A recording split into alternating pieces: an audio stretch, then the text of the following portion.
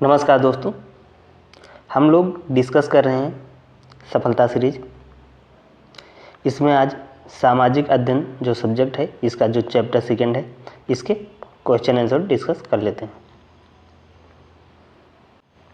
तो आप लोग क्लास को लाइक कर दें, शेयर कर दें और चैनल को सब्सक्राइब करके बेल आइकन दबा दें। पीडीएफ के लिए आप लोग टेलीग्राम ग्रुप ज्वाइन कर लें, जिसका लिंक आपको कमेंट बॉक्स में मिल जाएगा। आइए क्वेश्चन देखते हैं। पहला क्वेश्चन है, चंदेलों की राजधानी क्या थी? खजुराहो और महोबा। अगला, परमार वंश का प्रथम स्वतंत्र शासक कौन था? उपेंद्र या कृष्णराज।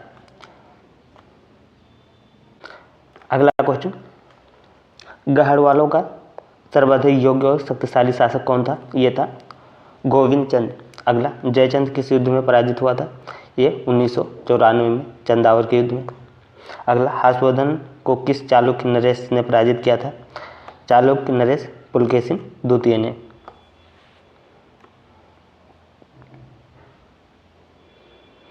अगला, राष्ट्रकूट वंश के प्रथम शासकों के नाम लिखिए। प्रमुख शासकों के नाम लिखिए। पहला, ध्रुव गोविंद तृतीय और अमोघवर्ष कृष्ण प्रथम। अगला क्वेश्चन, ऐहोल का विष्णु मंदिर किसने बनवाया था? यह बनवाया था चालुक्य शासक पुलकेशिन द्वितीय ने। अगला, चोल वंश के 4 प्रमुख शासकों के नाम। पहला हो जाएगा विजयालय, आदित्य प्रथम, राजराज प्रथम, राजेंद्र प्रथम। अगला, राजपूतों की उत्पत्ति संबंधित विवरण दीजिए।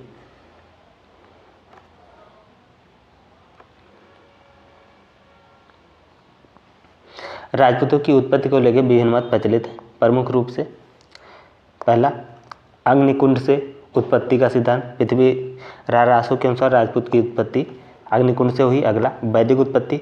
कुछ इतिहासकारों मानते हैं कि राजपूत वैदिक क्षत्रिय वंश से उत्पत्ति हुए। अगला, विदेशी जो थ्योरी है, कुछ इतिहासकारों का मत है कि राजपूत हूण, शक और आदि विदेशी जातियों से उत्पन्न हुए हैं। अगला क्वेश्चन, प्रमुख 4 राजपूत वंशों का वर्णन कीजिए। पहला हो जाएगा परिहार वंश। नागभट्ट प्रथम ने इस वंश की स्थापना की थी।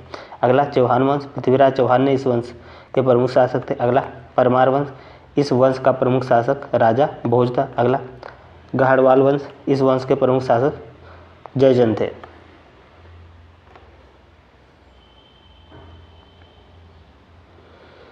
राजपूत कालीन साहित्य और कला के विकास का उल्लेख कीजिए।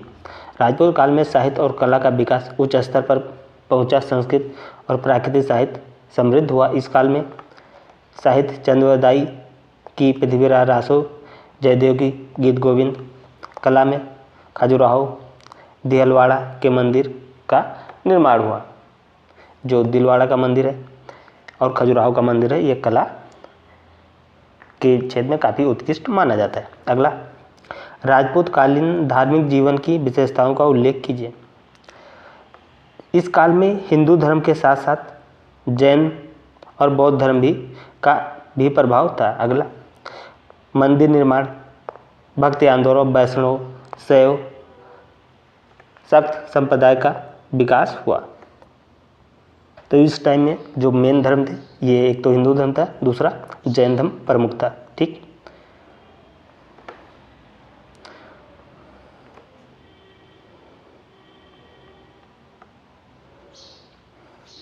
दक्षिण भारत में किन्हीं 2 राजवंशों का परिचय दीजिए।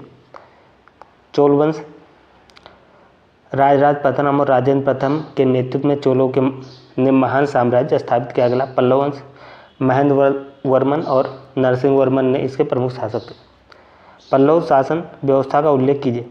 पल्लव की शासनिक व्यवस्था में राजा सर्वोच्च होता था। उन्होंने स्थानीय प्रशासन को मजबूत किया और मंदिर निर्माण को बढ़ावा दिया।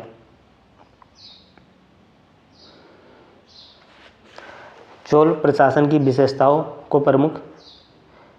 को लिखिए। चोल प्रशासन जो था, उसके प्रमुख जो विशेषताएं। पहला, केंद्रीय, प्रांतीय और ग्राम प्रशासन को त्रिस्तरीय व्यवस्था। अगला, उर नगरम जैसी स्वास्थ्य संस्थाएं थी। कुशल जल प्रबंधन प्रणाली थी।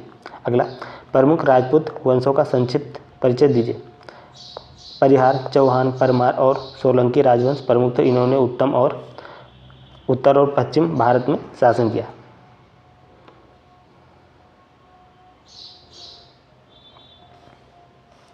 राजपूत कालीन शासन व्यवस्था की विशेषताओं को निरूपित कीजिए। पहला, राजतंत्रीय शासन प्रणाली थी। अगला, सामंतवादी व्यवस्था का विकास हुआ। अगला, न्याय और प्रशासन राजा और सामंतों के नियंत्रण में थे।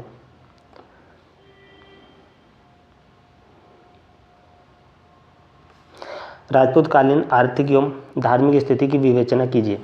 इस काल में कृषि और व्यापार प्रमुख आर्थिक साधन थे। भूमि कर और अन्य कर प्रमुख आय के स्रोत थे। धर्म के नाम पर मंदिरों को भारी दान दिया जाता था। अगला, राजपूत कालीन संस्कृति की प्रमुख विशेषताओं का संक्षिप्त निरूपण कीजिए। इस काल में वीरता, शौर्य, साहित्य, कला और धर्म का समुचित विकास हुआ। महिलाओं की स्थिति समाज में सम्मानजनक थी।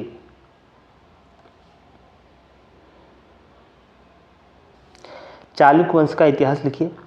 चालुक्य वंश की स्थापना पुलकेशिन प्रथम ने की थी। पुलकेशिन द्वितीय ने हर्षवर्धन को पराजित किया। वातापी चालुक्य, कल्याणी चालुक्य और वेंगी चालुक्य इसके प्रमुख शाखाएं थीं। अगला, पल्लव की उत्पत्ति से संबंध में लिखिए। कला तथा साहित्य के क्षेत्र में उनका क्या योगदान था। पल्लव की उत्पत्ति को लेकर विवाद है। उन्होंने महाबलीपुरम में रथ मंदिर का निर्माण कराया और संस्कृत साहित्य को संरक्षण दिया। चोल साम्राज्य की उपलब्धियों का वर्णन कीजिए। चोल साम्राज्य की प्रमुख उपलब्धियां: विशाल नौसेना का विकास, कुशल प्रशासन और सिंचाई व्यवस्था, विद्येश्वर मंदिर जैसे भव्य निर्माण।